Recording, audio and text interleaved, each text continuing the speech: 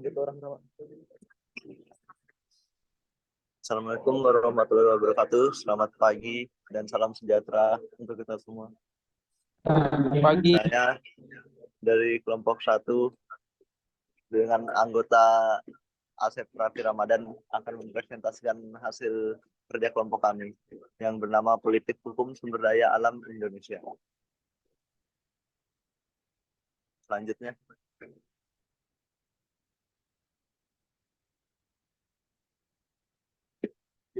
Next, Mbak.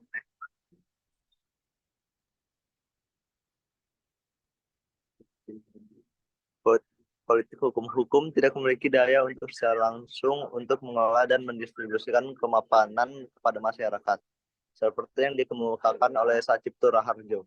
Berbeda dengan yang dilakukan oleh ekonomi, hukum tidak terlibat langsung pada usaha untuk mendapatkan barang-barang, kekayaan, serta perolehan lainnya. Fungsi hukum adalah mengintegrasikan hubungan-hubungan di antara sesama anggota masyarakat sehingga keterlibatan.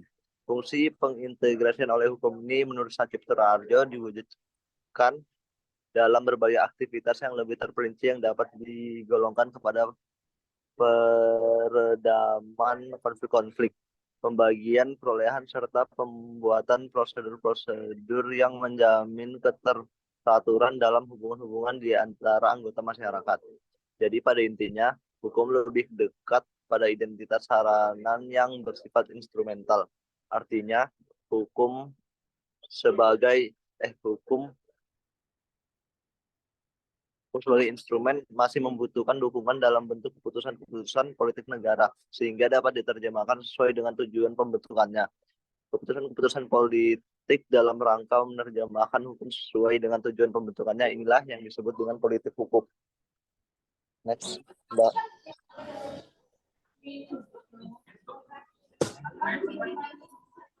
Politik hukum SDA. Politik hukum pada perkembangannya kerap kali diletakkan sebagai frase kalimat untuk menjelaskan dan memahami apa yang menjadi dasar bagi suatu kebijakan di sekitar tertentu, di sektor tertentu. Salah satunya adalah kebijakan di sektor SDA. Kebijakan di sektor SDA penuh dengan dinamika, di mana banyak aspek yang mempengaruhi kebijakan di sektor SDA tersebut, mulai dari aspek ekonomi, politik, hukum, sosial, dan budaya. Dengan demikian dibutuhkan suatu kerangka pemikiran bagaimana sesungguhnya politik hukum SDA itu. Tulisan ini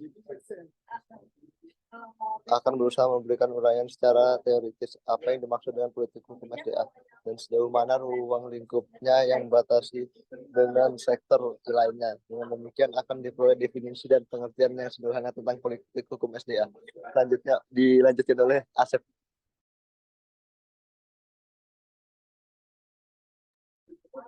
Politik hukum SDA sesungguhnya merupakan upaya untuk memastikan kebijakan hukum berjalan dengan baik terhadap SDA berdasarkan sifatnya, SDA berdasarkan potensi penggunaannya, dan SDA berdasarkan jenisnya. Namun demikian, politik hukum SDA juga berusaha mengurai bagaimana akses distribusi dan manfaat SDA terhadap seluruh lapisan masyarakat. Misalnya soal kepemilikan kebijakan hukum negara harus diarahkan untuk memastikan agar masyarakat dapat mengakses kepemilikan atas SDA tanpa terkecuali.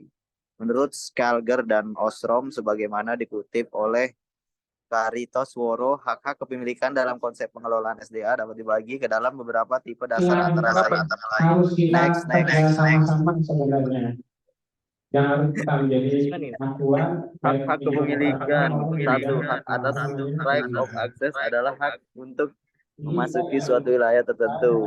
Hak pemanfaatan right of withdrawal adalah hak untuk mengambil sesuatu atau memanen sesuatu hasil alam, seperti untuk memancing ikan bersama Diva, memanen buah, mengambil air, menebang pohon, dan sebagiannya. Hak pembatasan right of exclusion adalah hak untuk menentukan siapa saja yang dapat memperoleh hak atas akses dan membuat aturan pemindahan hak atas akses ini dari seseorang ke orang lainnya atau lembaga atau kelompok lain. 4. Hak pelepasan atau pengalihan right of alienation adalah hak untuk menjual atau menyewakan sebagian atau seluruh hak-hak kolektif tersebut di atas. Oke, dilanjut Nopal.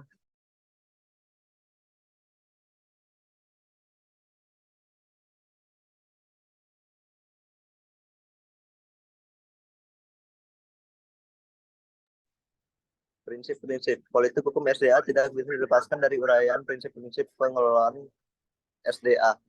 Secara hukum, prinsip-prinsip pengelolaan SDA ini diatur dalam ketetapan MPR, Majelis Permusyawaratan Rakyat Republik Indonesia (MPR RI), melalui ketetapannya nomor 9 MPR 2001 tentang pembaruan agraria dan pengelolaan SDA, memberikan 12 prinsip-prinsip dalam pembaruan agraria dan pengelolaan SDA sebagai berikut. 1. Memelihara dan mempertahankan keutuhan negara Kesatuan Republik Indonesia. 2. Menghormati dan menjunjung tinggi hak asasi manusia. 3. Menghormati supremasi hukum dengan mengakomodasi keanekaragaman dalam unifikasi hukum.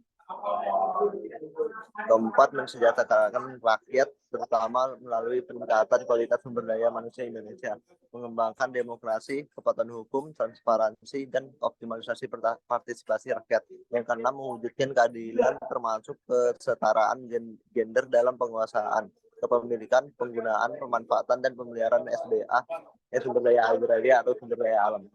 Yang ketujuh, memelihara keberlanjutan yang dapat memberi manfaat yang optimal baik untuk generasi sekarang maupun generasi mendatang, dengan tetap memperhatikan daya tampung dan daya dukung lingkungan. Selanjutnya, 8. Melaksanakan fungsi sosial, pelestarian, dan fungsi ekologis sesuai dengan kondisi sosial budaya setempat. 9. Meningkatkan keterpaduan dan koordinasi antar sektor pembangunan dan antar daerah dalam pelaksanaan pembaruan agraria dan pengelolaan SDA.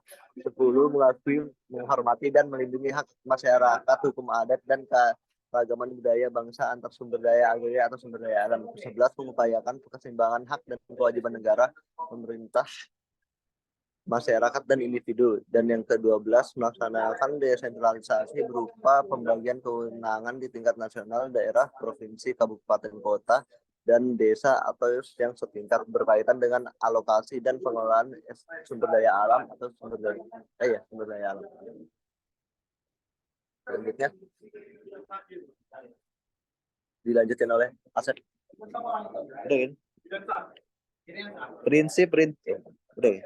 Prinsip-prinsip pengelolaan SDA yang disebabkan dalam TAP MPR nomor 9/MPR/2001 inilah yang seharusnya dijadikan sebagai dasar dalam setiap penyusunan kebijakan hukum di sektor SDA, baik hukum di bidang SDA yang sifatnya mengatur regelin berupa produk, peraturan, perundang-undangan, maupun hukum di bidang SDA dalam bentuk keputusan backseeking berupa kebijakan-kebijakan tertentu yang diambil oleh pemerintah. Untuk itu, prinsip-prinsip pengelolaan SDA tersebut haruslah selaras dengan kebijakan hukum bidang SDA. Hanya dengan keselarasan inilah maka tujuan hukum pengelolaan SDA yang dicita-citakan dapat dicapai, yakni mewujudkan sebesar-besarnya kemakmuran rakyat Indonesia. Dengan demikian dapat diperoleh kesimpulan utuh bahwa politik hukum SDA merupakan prinsip-prinsip pengelolaan SDA yang dijadikan garis kebijakan resmi negara tentang hukum dalam rangka pembentukan dan penegakan hukum di bidang SDA untuk mencapai tujuan sebesar-besarnya kemakmuran rakyat. Udahnya. Oke.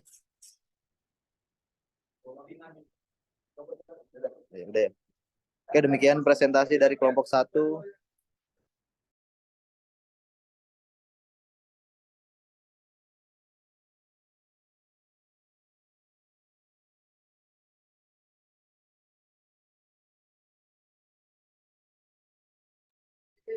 Terima kasih atas perhatiannya. Wassalamualaikum warahmatullahi wabarakatuh.